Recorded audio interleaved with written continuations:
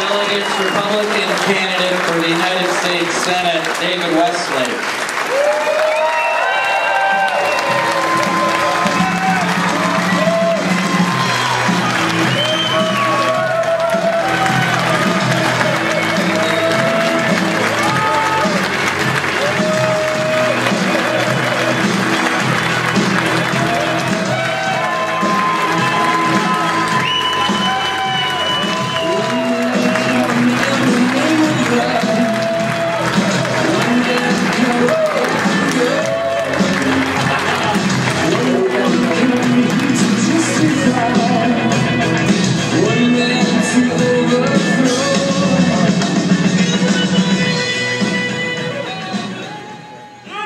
This doesn't feel right up here. I gotta come down here.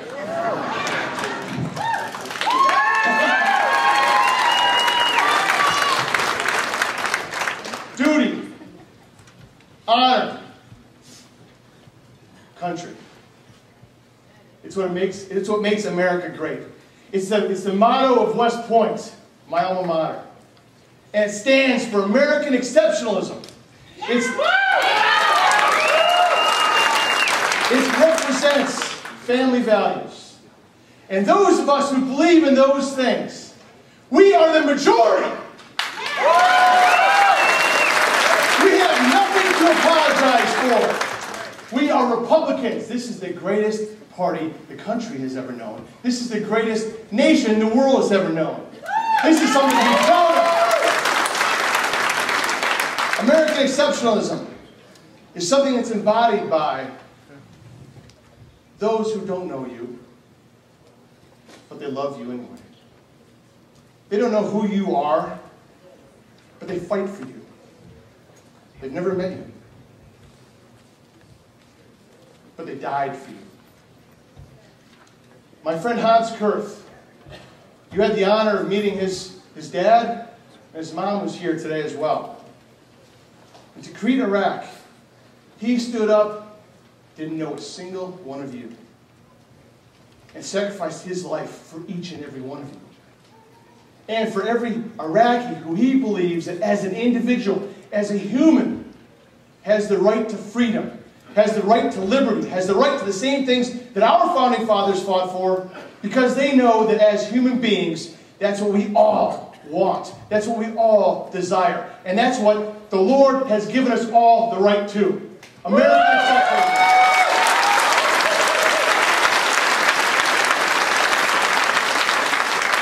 And without that, what are we?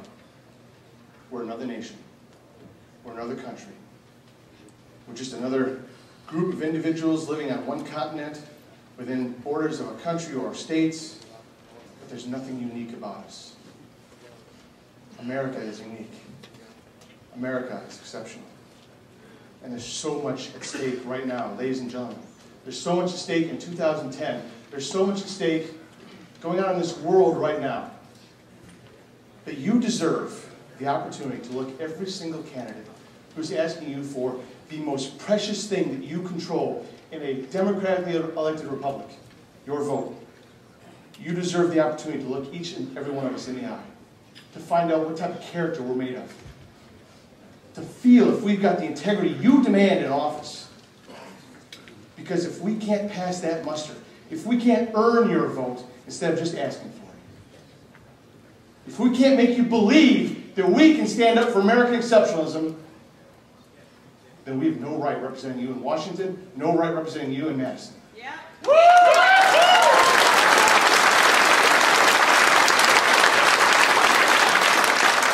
This is too important, too critical. We owe it to our founding fathers. We owe it to every single person from the Revolutionary War through the Iraq War and soldiers deployed in Afghanistan right now to do the right thing, constantly do the right thing. So you have to ask yourself, this fall, what's at stake? What's important to us? But more importantly, what's important to our future? What's important to our kids? Are we going to pass them a burden of debt? Are we going to pass them a watered-down version of America? Are we going to have to be content with telling them that at one point it was really great living in a country that was free? Or are we going to give them the opportunity to say, Mom, Dad, Grandma, Grandpa, Aunt, Uncle, whatever. I am so proud of you for standing up and recognizing that we deserve American exceptionalism as well. I prefer the latter. 20 years ago, you sent me to West Point. You expected me to learn about duty, honor, and country. And after 4 years there of walking the same hallways as guys like Douglas MacArthur, sitting in the same rooms as Dwight David Eisenhower, and in many cases, walking the same detention area as George Patton, but wearing the same uniform as guys like David Petraeus and Norman Schwarzkopf as well. I graduated and I took the oath of office to support and defend the Constitution of the United States of America.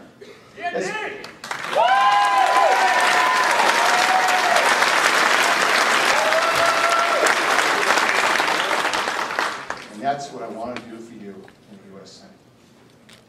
This race has gotten a little crowded over the last few weeks.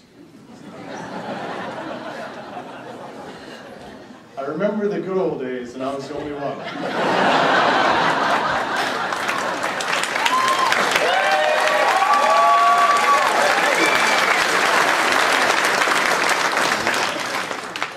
So in case there's any confusion, there are 3 other gentlemen in this race as well. I know them all. They're very nice guys. We have a guy who rents real estate, a guy whose family used to brew beer. I used to drink a lot of. Very good. And we've got a gentleman who sells plastics. And we have one man who has taken the oath to support and defend the Constitution of the United States. And every fiber in my body is composed of that oath. Every cell that makes me breathe lives that oath every single day. I am asking you...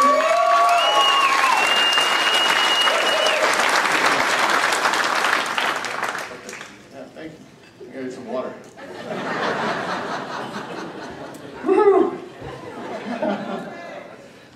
This is so important, ladies and gentlemen. This is not an option anymore. If we don't not just make a change, but actually make an improvement in 2010, what's going to happen? If we're content with just changing the D behind someone's name to an R, but not changing the mentality, not changing the personality, not changing the drive, the motivation, the desire.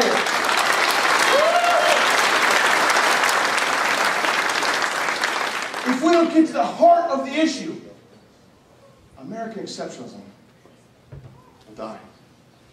The flame of liberty that right now shines in all the dark corners of the world. It's the last hope for freedom in this world. I talked before about how every single human being has it inside them. They want freedom. They want what we have. They deserve what we have. And we're the last hope for it.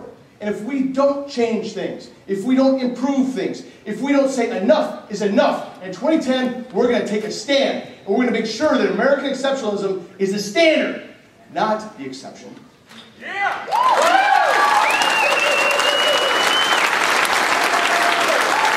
If we fail, there's more at stake than higher taxes. There's more at stake. I love you, man.